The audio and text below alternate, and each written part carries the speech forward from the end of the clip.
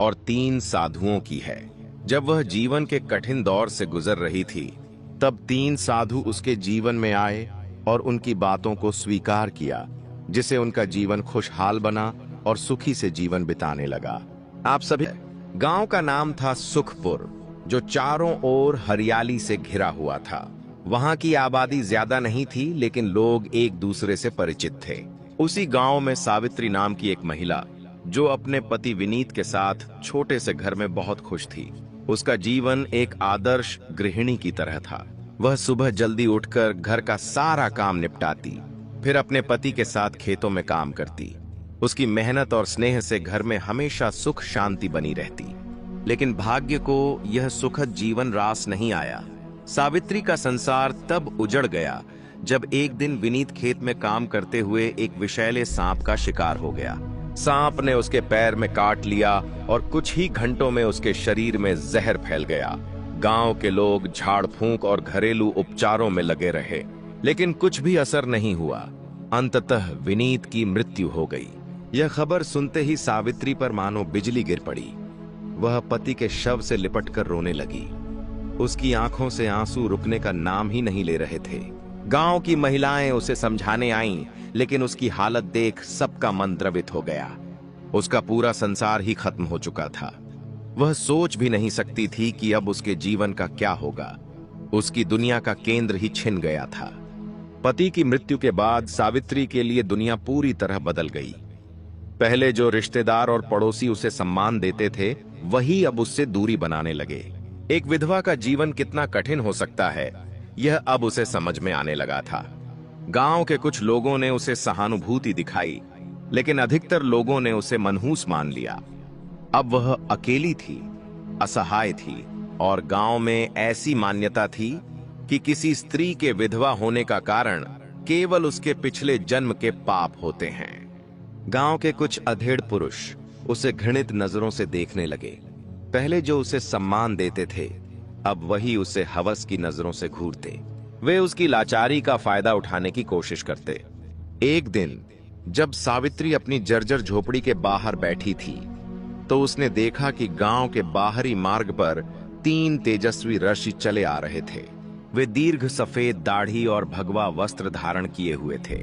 उनके चेहरे पर दिव्य आभा थी और उनकी आंखों में अपूर्व शांति झलक रही थी। गांव वालों ने ऋषियों के आगमन की सूचना पाते ही उन्हें घेर लिया।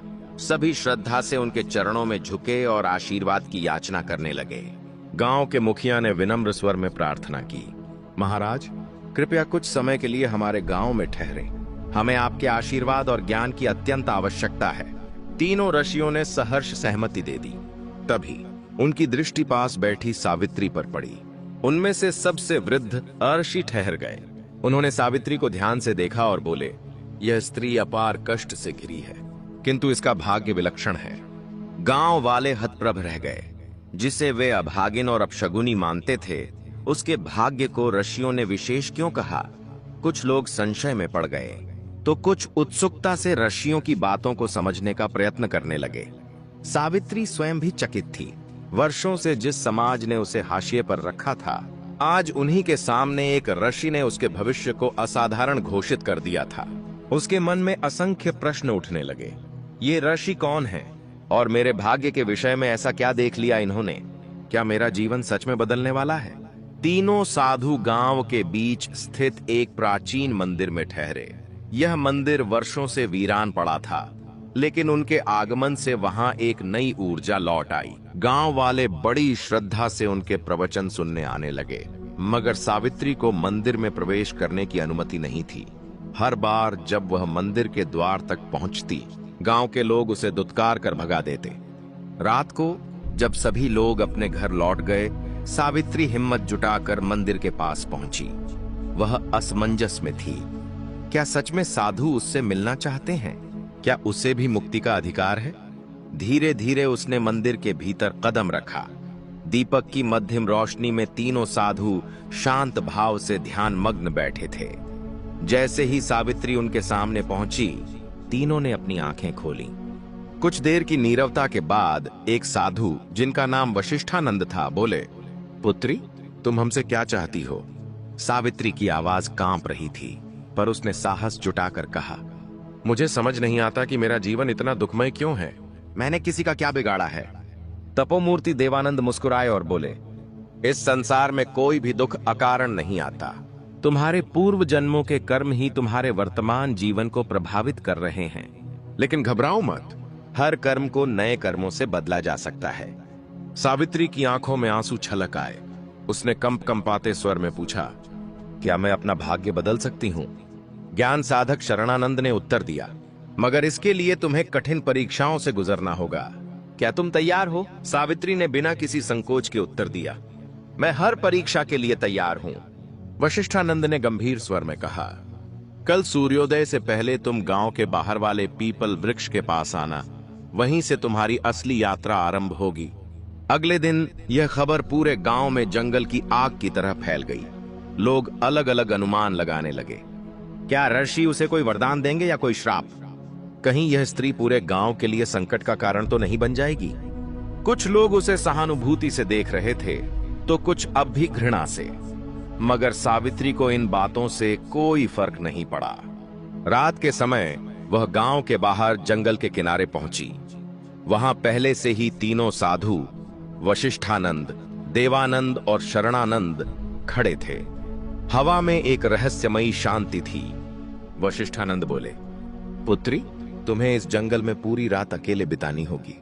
यदि तुमने भय को पराजित कर लिया तो तुम पहली परीक्षा उत्तीर्ण कर लोगी। सावित्री का दिल जोर से धड़कने लगा।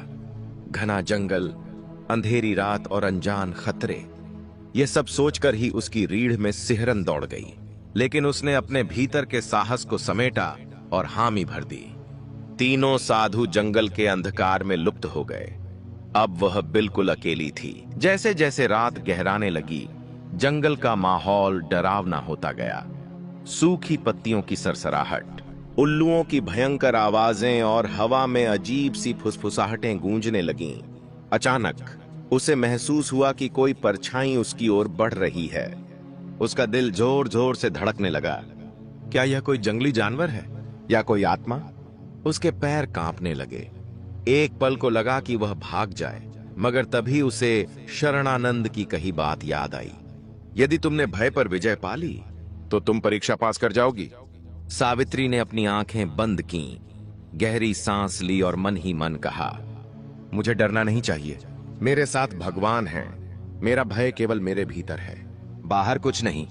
धीरे धीरे परछाई धुंधली होने लगीं और कुछ ही क्षणों में विलीन हो गई। जंगल अब भी रहस्यमय था, मगर सावित्री के भीतर का भय जैसे झलकर राख हो गया था। पूरी रात वह अपने डर से जूझती रही, लेकिन हर बार उसने अपने मन को शांत किया, अपने भीतर की रोशनी को जलाए रखा। सुबह की पहली किरण के साथ सावित्री ने राहत की सांस ली। जब वह उठी तो महसूस हुआ जैसे उसने कोई नया जन्म लिया हो। कुछ ही क्षणों में तीनों साधु उसके सामने आ खड़े हुए। देवानंद ने प्रसन्न होकर कहा, पुत्री, तुमने अपनी पहली परीक्षा सफलतापूर्वक उत्तीर्ण कर ली। अब तुम्हारे जीवन में बड़ा परिवर्तन आने वाला है। सावित्री की आंखों में आत्मविश्वास की चमक थी। अब उसे समझ आ गया था कि भय केवल मन का भ्रम होता है। यदि हम उसका सामना करें तो वह खुद ही समाप्त हो जाता है। पहली परीक्षा में भय पर विजय प्राप्त करने के बाद सावित्री के मन में आत्मविश्वास जाग उठा। अब वह अपने दुखों को भाग्य की कठपुतली मानने के बजाय उन्हें चुनौती देने के लिए तैयार थी। उसे एहसास हुआ कि जीवन में परिवर्तन केवल इच्छाओं से नहीं बल्कि साहसिक कर्मों से आता है। वशिष्ठानंद बोले, पुत्री, तुमने भय को परास्त कर दिया, परंतु आगे की यात्रा और कठिन होगी। अगली परीक्षा त्याग की है। क्या तुम इसके लिए तैयार हो? सावित्री ने सिर झुकाकर उत्तर दिया, मैं तैयार हूं। देवानंद ने गंभीर स्वर में कहा, त्याग केवल धन नहीं, वस्त्र या किसी भौतिक वस्तु का नहीं होता। सच्चा त्याग वह है जिसमें हम अपने सबसे प्रिय चीज को छोड़ने का साहस रखते हैं। आज तुम्हें उसी का त्याग करना होगा जो तुम्हारे हृदय के सबसे करीब है। सावित्री का मन विचलित हो गया। उसके पास वैसे भी अधिक कुछ नहीं था, मगर फिर उसे अपने स्वर्गीय पति विनीत की तस्वीर याद आई। यही एकमात्र निशानी थी जो उसे उनके प्रेम की याद दिलाती थी। जब भी वह अकेली महसूस करती, इस तस्वीर को देखकर सुकून पाती थी। उसकी आंखों में नमी आ गई। कांपते स्वर में उसने पूछा, क्या मुझे अपने पति की तस्वीर छोड़नी होगी? शरणानंद मुस्कुराते हुए बोले, यदि वही तुम्हारे लिए सबसे प्रिय है तो हां, लेकिन याद रखना, त्याग तभी सार्थक होता है जब वह पूर्ण मन से किया जाए। जब तक तुम स्वयं इसके लिए तैयार नहीं हो, हम तुम्हें बाध्य नहीं करेंगे। सावित्री गहरे विचारों में डूब गई। यह तस्वीर उसके अतीत की अंतिम स्मृति थी। क्या वह इसे छोड़ सकती है? क्या यह त्याग सही होगा? मगर फिर उसे एहसास हुआ कि यह तस्वीर केवल उसे बीते कल से बांध कर रख रही थी। वह हर रोज इसे देखकर उसी दर्द में डूबी रहती थी, उसी अधूरे प्रेम की पीड़ा को दोहराती थी। यदि उसे आगे बढ़ना है, यदि उसे अपने जीवन को नए सिरे से संवारना है, तो उसे अतीत से मुक्त होना ही होगा। उसने अपनी आंखें बंद की, गहरी सांस ली और फिर दृढ़ स्वर में कहा, मैं तैयार हूं। वशिष्ठानंद बोले, तो जाओ और इस तस्वीर को गांव के तालाब में प्रवाहित कर दो। सावित्री गांव लौटी और अपनी झोपड़ी में जाकर एक पुराने संदूक को धीरे से खोला। उसके भीतर वर्षों से सहेजी गई एकमात्र निशानी थी, उसके स्वर्गीय पति विनीत की तस्वीर। कांपते हाथों से उसने उसे निकाला और गहरे भाव से निहारा। उसकी आंखों में आंसू थे, मगर मन में अब संकल्प था। गांव के कुछ लोगों ने उसे तालाब की ओर जाते देखा और फुसफुसाने लगे, यह पागल हो गई है, अपने पति की निशानी क्यों फेंक रही है? कहीं इन ऋषियों ने इसे भ्रमित तो नहीं कर दिया? लेकिन सावित्री ने किसी की भी ओर ध्यान नहीं दिया। वह धीरे धीरे तालाब के किनारे पहुंची, जहां पानी की लहरें शांत थीं। उसने तस्वीर को दोनों हाथों में थामा और एक आखिरी बार उस चेहरे को देखा जिससे उसका पूरा जीवन बंधा हुआ था। यह केवल एक तस्वीर नहीं थी, यह उसके सुख ही, उसके दर्द और उसके अतीत का प्रतीक थी। धीरे धीरे उसने तस्वीर को जल में प्रवाहित कर दिया। जैसे ही तस्वीर पानी में डूबी, उसे महसूस हुआ कि वर्षों से जो एक अदृश्य भार उसके हृदय पर था, वह अब समाप्त हो गया। एक अजीब हल्कापन उसके भीतर भर गया, मानो वह किसी अदृश्य बेड़ियों से मुक्त हो गई हो। अब वह केवल अपने भविष्य की ओर देखना चाहती थी। जब वह जंगल लौटी, तीनों साधु वशिष्ठानंद, देवानंद और शरणानंद पहले से ही वहां उसका इंतजार कर रहे थे। उनकी आंखों में संतोष झलक रहा था। देवानंद बोले, पुत्री, तुमने त्याग की परीक्षा भी सफलतापूर्वक उत्तीर्ण कर ली। अब तुम उस बंधन से मुक्त हो चुकी हो जो तुम्हें अतीत से जोड़े हुए था। सावित्री ने महसूस किया कि उसका मन अब पहले से अधिक शांत और मुक्त था। वह मुस्कुराई, एक ऐसी मुस्कान जो आत्मविश्वास और दृढ़ता से भरी थी। शरणानंद ने गंभीर स्वर में कहा, अब तुम्हारी अंतिम और सबसे कठिन परीक्षा शेष है। यह परीक्षा न केवल तुम्हारी शक्ति को परखेगी, बल्कि तुम्हारे आत्मज्ञान को भी उजागर करेगी। सावित्री ने बिना किसी संकोच के सिर झुकाया और दृढ़ स्वर में कहा, मैं तैयार हूं। तीनों साधु सावित्री को लेकर एक ऊंची पहाड़ी पर स्थित प्राचीन मंदिर में पहुंचे।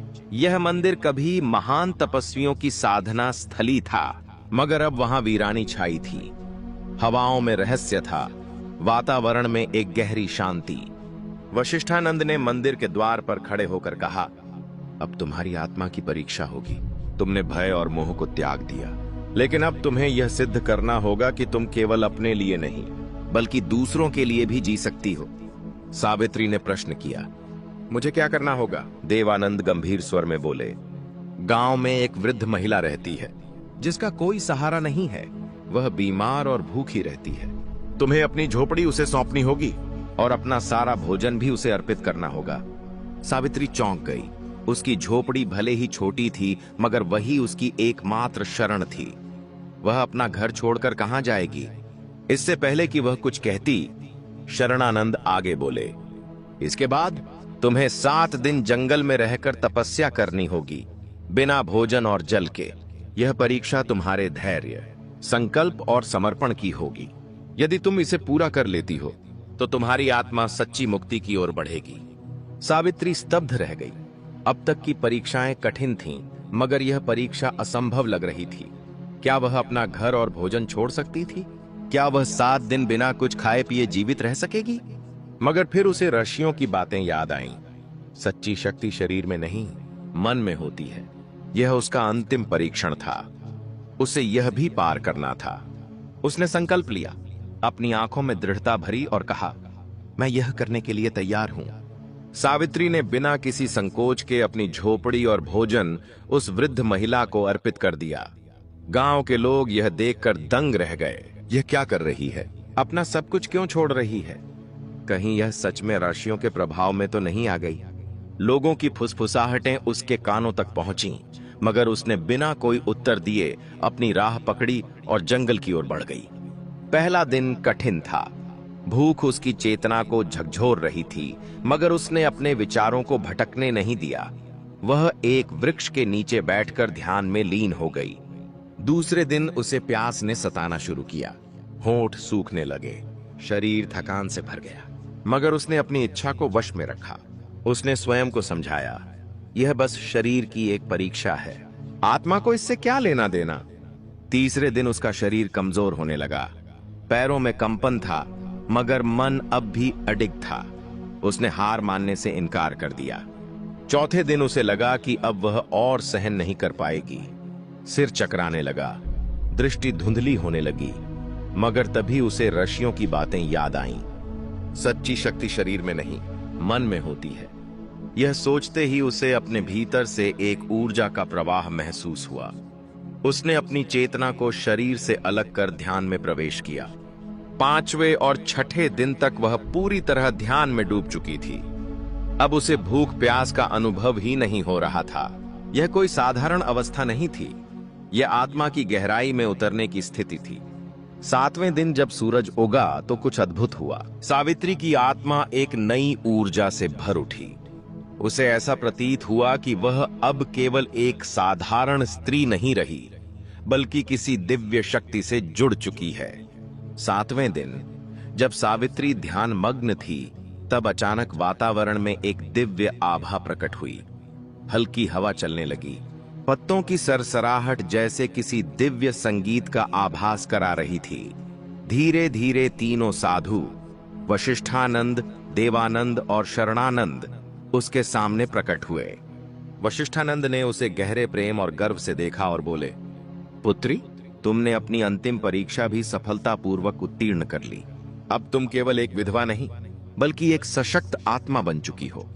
सावित्री की आंखों में श्रद्धा के आंसू छलक पड़े, मगर इस बार वे दुख के नहीं बल्कि आत्मसंतोष के थे। देवानंद ने आगे कहा, अब तुम्हारे भीतर वह शक्ति है जिससे तुम न केवल अपना बल्कि दूसरों का भी जीवन बदल सकती हो। तुम अब अपने भाग्य की स्वामिनी हो, जो दूसरों को भी उनके अंधकार से निकालने में सक्षम है। सावित्री ने महसूस किया कि उसकी आत्मा अब हल्की हो गई थी।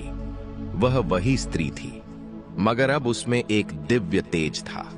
शरणानंद ने अपने दोनों हाथ उठाए और आशीर्वाद देते हुए कहा, हम तुम्हें आशीर्वाद देते हैं कि अब से तुम्हारा जीवन सुख, शांति और सम्मान से भरा रहेगा। तुम्हारा यह तपस्या केवल तुम्हारे लिए नहीं थी, बल्कि यह पूरे संसार के लिए एक संदेश है कि हर आत्मा में असीम शक्ति है, बस उसे पहचानने की आवश्यकता है। जैसे ही उन्होंने यह कहा, सावित्री के चारों ओर एक दिव्य प्रकाश फैल गया। ऐसा लगा मानो पूरा ब्रह्मांड उसके भीतर की शक्ति को स्वीकार कर रहा हो। सावित्री ने धीरे धीरे अपनी आंखें खोली। अब वह पहले से अधिक तेजस्वी, अधिक शांत और अधिक सशक्त महसूस कर रही थी। वह अब केवल एक साधारण स्त्री नहीं रही, वह एक प्रेरणा बन चुकी थी। जब सावित्री गांव लौटी तो लोग उसे देखकर चकित रह गए। वह अब पहले जैसी नहीं थी। उसकी चाल में आत्मविश्वास था, उसकी आंखों में अद्भुत तेज था और उसके मुखमंडल पर शांति की दिव्य आभा झलक रही थी। वह अब कोई तिरस्कृत विधवा नहीं थी, बल्कि एक तेजस्वी, आत्मनिर्भर और सशक्त नारी थी। गांव के वही लोग जो कभी उसे अपशगुनी मानते थे, आज श्रद्धा से उसके चरणों में झुक रहे थे। उन्होंने उसे सम्मानित किया और अपने मार्गदर्शक के रूप में स्वीकार किया। अब वह केवल सावित्री नहीं थी, वह माता सावित्री बन चुकी थी। उसकी यात्रा अब एक नई दिशा में बढ़ चुकी थी, एक ऐसी दिशा जहां वह दूसरों के लिए प्रकाश बनकर उनका मार्गदर्शन करेगी। दोस्तों, यह कहानी हमें सिखाती है कि परिस्थितियां कितनी भी कठिन क्यों ना हो, यदि हमारे भीतर साहस, आत्मसंयम और सेवा का भाव है, तो हम अपने भाग्य को स्वयं बदल सकते हैं। दोस्तों, मुझे उम्मीद है कि इस कहानी से आपको कुछ सीखने को मिला होगा। अगर वीडियो अच्छी लगी हो तो वीडियो को लाइक और कमेंट में जय माता दी अवश्य लिखें। हम आपसे मिलते हैं किसी और नई वीडियो में। तब तक के लिए अपना ख्याल रखना। जय माता दी।